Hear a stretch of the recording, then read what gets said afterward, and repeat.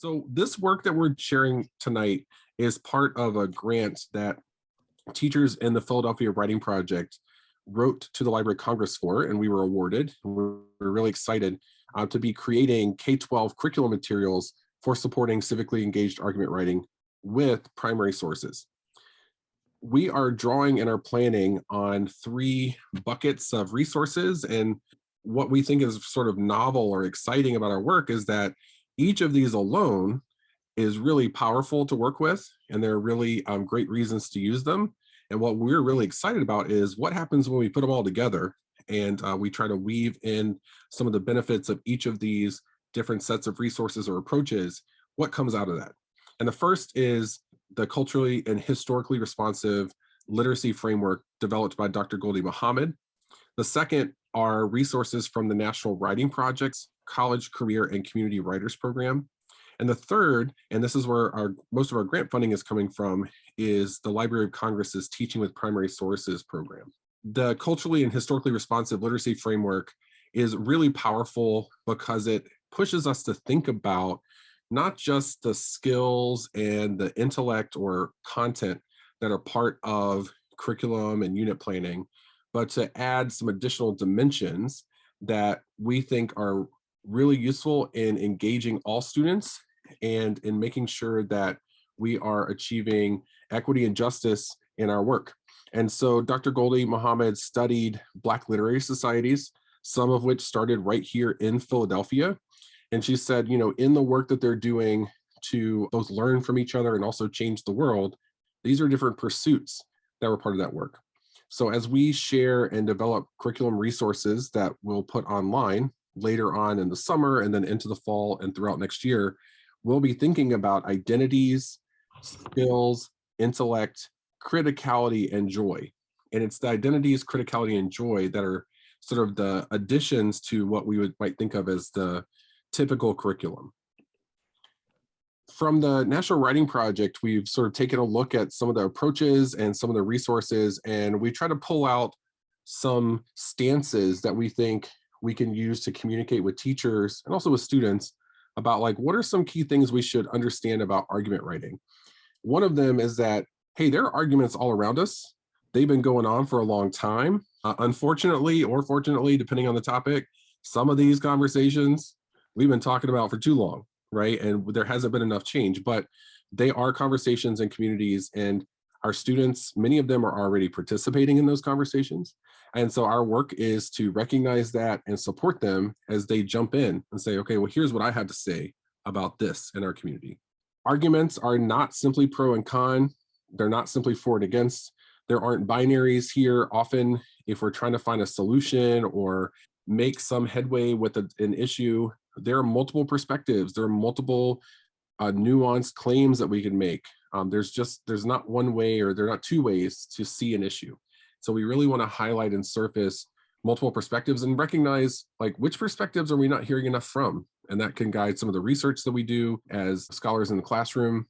And then finally, and importantly, there are some moves that we can make as writers that we can pick up and learn, and we can learn from other writers who do these moves. And so we're drawing on resources to help us make nuanced claims, to connect our claims to evidence, and to rank and sort evidence. And all of these resources are developed by teachers across the National Writing Project. So all of these are hyperlinked, and we'll share it with you later.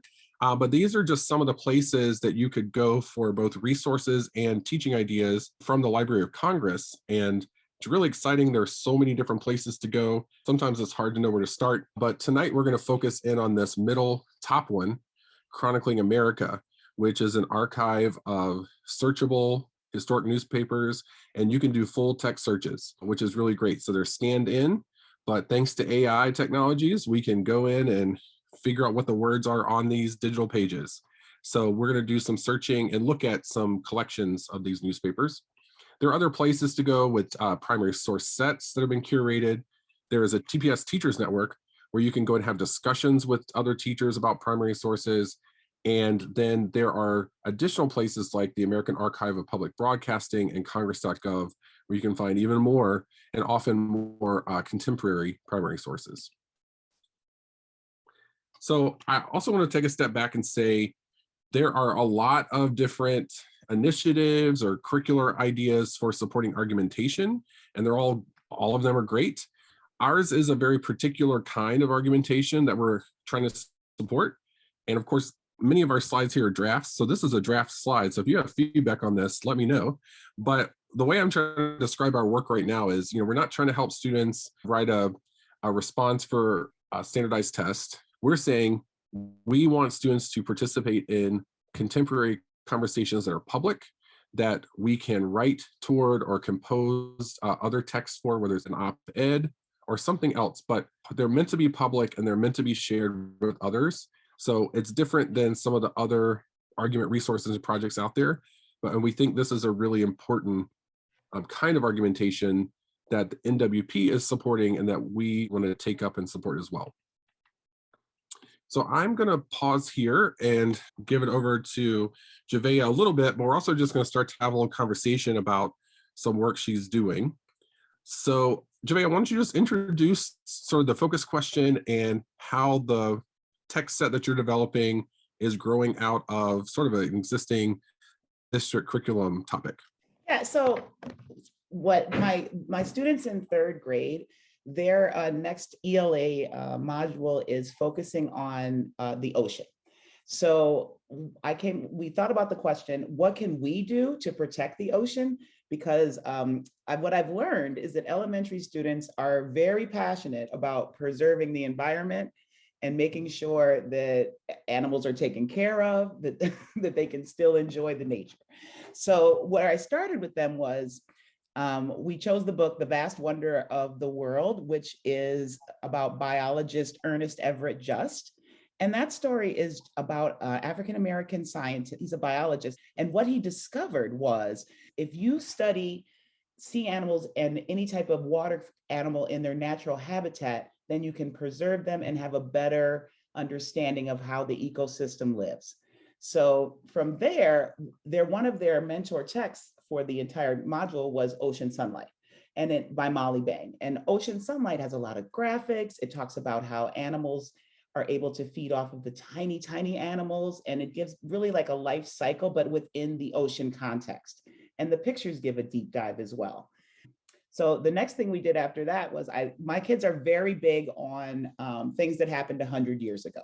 So I went to Chronicling America, which is one of that site that we're going to focus on this evening. And there I found a newspaper from Wildwood, New Jersey, and it was 100 years ago. And there was where one of the congressmen was talking about a bill that they were going to bring to pass no pollution and ocean cleanup in Wildwood, New Jersey. And the reason I chose Wildwood, New Jersey is we're in Philadelphia, and in Philadelphia, it takes about anywhere from 45 minutes to an hour to get to the ocean. So fortunately, a lot of students have had the opportunity to go there. So they're able to visualize it. They can say, hey, I've been there. And Wildwood is more of a popular spot for several families. So it was a connection right away for the kids.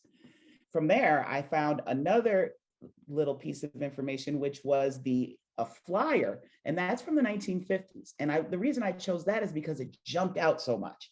And it talked about, hey, let's build land, and please, let's have this community. But when we're thinking about that, when you build stuff so close to the ocean, what happens? There's runoff, there's all type of supply that might go into the ocean, but are we just really caring about having a wonderful place to live, or are we thinking about the environment? So that's why I selected that for the students. And we did a little notice and wonder as well. So I wanted to move them towards having some more current information. And that's why we chose Dr. John Francis, who's known as the Planet Walker. He is an African-American environmentalist. And he was so disgusted when he saw an oil spill that he took a vow of silence for 17 years. And he also did a protest walk for 27 years. And the children were horrified.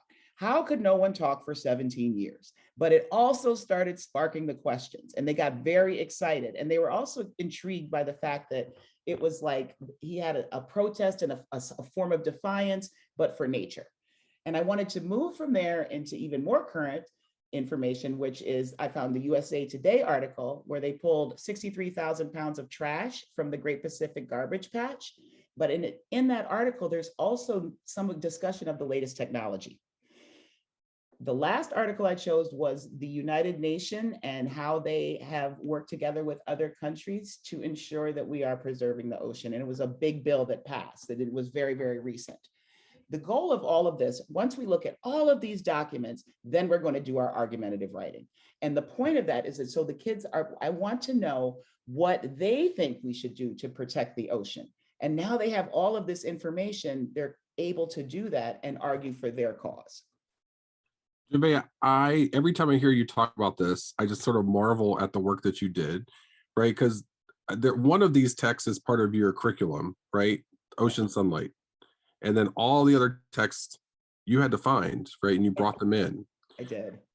And I'm curious from like everybody else in the crowd here who's here tonight, I'm curious about like, what do you think some benefits are of pulling in both these older newspapers about building on the ocean and about these policies around pollution, as well as these newer newspaper articles? What do you think some benefits of using these texts in a unit like this are? And I'm hoping you might add something to the chat, and then we can take a minute to have maybe one or two people share. What do we think some benefits are of using these kinds of texts in helping students then develop claims about what they might do or what they think is important to do about preserving, protecting, conserving, and restoring in some ways the ocean? Hi. It's a beautiful day here in Boise, Idaho. So I just think it's so important for kids to be able to understand that we've been doing this human organized society thing for only about 12,000 years. And we're grappling with how to live with each other and how to balance all of the costs and benefits of civilization or culture. And it's just, it's so helpful to understand that this is a long-term effort and we're not going to solve these problems in a day. And they get to play a role. Thank you, Deborah. I see some other ideas in the chat. I don't know if anybody wants to jump in and say a little bit more about something they read or something they wrote. Looking at Marissa's point, I think seeing a variety of texts with their text features and also sort of the ways that people are writing about and trying to persuade people, those are all really useful for helping students then as they develop their own texts and contribute again to a conversation that has been going on, right? So I'm saying something new, but I'm also building on ideas and things from the past. So I think those are some important things. Juvea, I also want to hear a little bit more from you about this particular piece. I think one of the things that's challenging and exciting about chronicling America is that, I mean, we're really just searching through millions of pages of old newspapers, and sometimes you find gold and sometimes you don't. And so in this case, I think you found something that's shiny and is valuable. And so I want you to talk a little bit more about like what drew you to this piece and why you thought it was good for your students in this year, in this context, in this unit. What drew me to it was that there's so many ways that they can access this piece of this text, because there's a visual, there's large font, there's small font. If you want to read a little closer, you can get the gist by just taking a look. And then there's like a tiny map as well. And a lot of the kids love to see a map and fill out where they are. So that's what really stood out to me and really was like, oh, I can get a lot out of this. We can get a lot of different conversations from a lot of different viewpoints. Cool. And I think another thing I heard you talk about before was, you know, a lot of them have been to the beach or have been to the beach. And so they were able to connect with that. And those who hadn't were able to then still see sort of what this could look like. And then realizing that our communities are built things, right? That we build them and choose to build them in certain ways. And that has an impact. I think that's part of what you're discussing with them. right? Like our communities didn't just, they haven't just always been there, right? We made No, they decisions. haven't, but exactly. It took the time to be there. It wasn't just, oh, now I just have the boardwalk. No, but we also have to think about, since this paper was from so long ago, I see people on the beach. Where do they put their trash? Is that glass from 1954? Is it from now? So thinking about like, what were people into? What were they doing? How is this different from now? And that gave them a chance to see it visually and also take it apart. The other thing that I think is really exciting is that you have examples of scientists, of activists, you have data, you have all of these different pieces woven together here. And I want to thank you for being generous enough. You're sort of in the middle of the unit, right? And you're Yes, we sharing sort are. of where It's you a are, work in progress. Yes. sharing where you are. And tell me a little bit about like, so how are you figuring out how to move forward? And like, how are students' questions part of that? Well, at first, when we first started this, we just had a couple. What they've been doing is generating their own questions, which has been great. So I'm like, hey, let's write that down. So we have a sticky note and we put it on the sticky note and we're putting it on a board to work on. So it's helping them to be like, I'm the boss of what I'm thinking about and what I'm looking for. That's great. And I think it's probably also influencing, you're doing a lot of searching for text to help them find out more information. And so that's helping you figure out what other text do I need to bring in, right? It does, because it also makes me, and it's a nice, because then I can think about the students I have, and then it's if this is appropriate for them. And especially, and you can tailor it a little bit more. And that's what I liked about the Chronicling America. I can take a good look at it and decide if that's a good idea for third grade. Great. So just so that everybody here has a sense of what our broader project is trying to do, we're asking teachers to pick topics, pick themes that have both historical roots, but also are part of an ongoing contemporary conversation. So Javea, in our last webinar, shared a little bit about her unit she's developing on space exploration and the history of NASA, but also space junk cleanup. I'll point out that their existing National Writing Project C3WP text sets. What we've tried to do is add historical documents and historical text about NASA to sort of expand that and push that text a little bit further. Another teacher in our network is working on a unit on what should we know and do about hair and dress code policies that may have roots in anti-Black racism. So I was just forwarding Lisa this email, but she'd already seen it. The Crown Act, CROWN, all capital, was just passed by the House to prevent employers from discriminating against candidates and applicants based on their hair. That's a piece of legislation that was in the news just last week.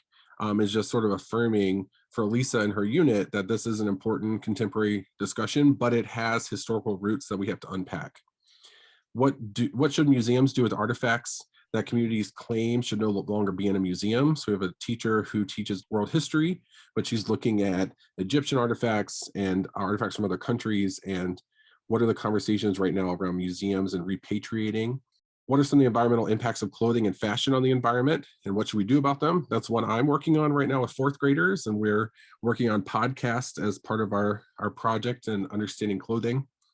And then what should we know and do about artificial intelligence and related technologies? It's really exciting that we have a teacher in an ELA classroom in high school who's reading a science fiction text, but then is taking up this topic of artificial intelligence and technology and sort of thinking toward the future using that science fiction text to help them do that. Now I think, Javea, I'm going to ask you to talk to us a little bit about this site, Chronicling America, that we have mentioned so much and that we're about to dig into. Okay. So this is an example of our the Chronicling America website. And you can see at the very top of it, it has where you could just put in a general word or for a search, and you could just be as broad as you like. And then also on the left-hand side, there's some other choices. They have some recommended topics that have been researched and curated together. So if you don't have a whole lot of time, you can go over there. But if you just want to see something for yourself, you can certainly do the search in the top, which is what I did. So I just put in ocean pollution and I went on ahead and hit go. And what happens is you get these little pink lines, and that's showing you how many times that those two words are coming up, or the frequency of both of them. And so I just scrolled through and tried to find something that really stood out to me. what I looked at as well as was at the bottom. The bottom for this one had listed that it was local, the Wildwood, New Jersey, which is not too far from Philadelphia. And then I zoomed in on that from there, which is on your right-hand side, or yeah. And you can see here is the information from Congressman Baccarat back in 1922, talking about his pollution of the ocean waters. The recommended topics, like I mentioned before, are great. Like, I love how it's organized and laid out.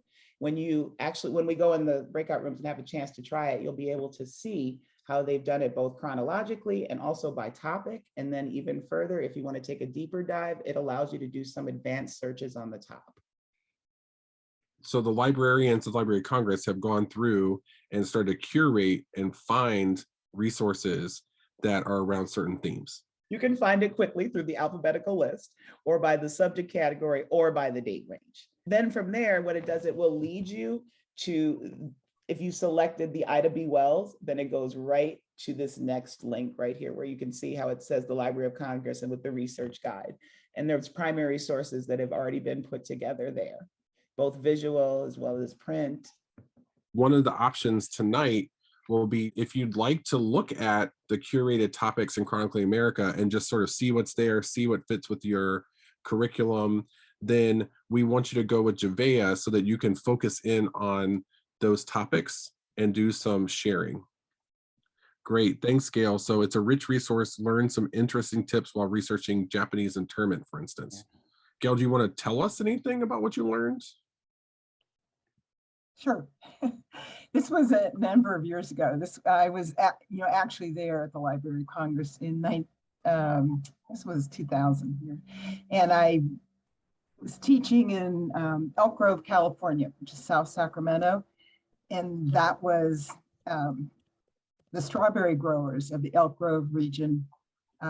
Basically, overnight, were taken away following the bombing of Pearl Harbor, and taken away with few able to come back. And so when I got, since this was history in my own community, I wanted to explore that while I was at the library. So I put in Japanese internment, and nothing came up, and it took me a while. And then I thought, and I put in Japanese relocation, because back then the terminology the government used was relocation, not internment or incarceration. So yeah, but it is an amazing resource. And of course, through the years, just more and more has been added. And just the option of students to go back using newspapers, go back in time and actually explore a historical event as it's rolling out. Like I've been with students studying about the genocide in Rwanda, for instance, and you can really, you can get a good head start in seeing it roll out as it was actually happening, not an event you read about afterwards.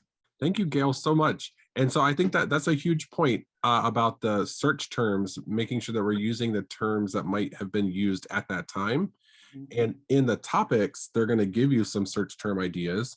And I think the trick will be, if you're finding, if you're looking for something that's not already curated, we're going to have to do some work to figure out what those topics might be and what those search terms might be. In room 2, I'm inviting folks who want to do sort of a broader search, and maybe you find some of these tips and tricks on searching and you kind of play around with that and you want to share some things you found. That's what we would do in room 2. I also will invite folks here in Philadelphia, if you have a free Library of Philadelphia card, you have access to the ProQuest historical newspaper collection that has 10 Black newspapers, including the Philadelphia Tribune. So those are archived, and it's really nice. You might also, some of you might have other institutional affiliations that allow you to search this ProQuest database. If you want to focus on that in room 2, you're welcome to do that as well, because we think that's a really important database that complements Chronicling America.